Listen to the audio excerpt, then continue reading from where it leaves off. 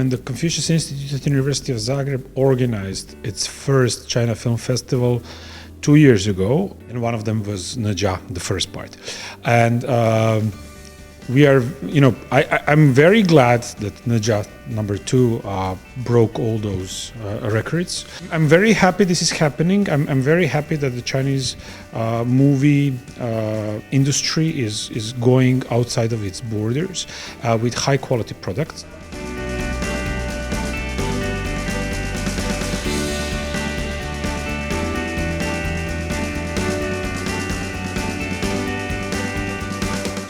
I'm thinking that all this knowledge that was gained in the last 10, 20 or even more years is now coming in front, and China is now really developing its own story in the cinematic world.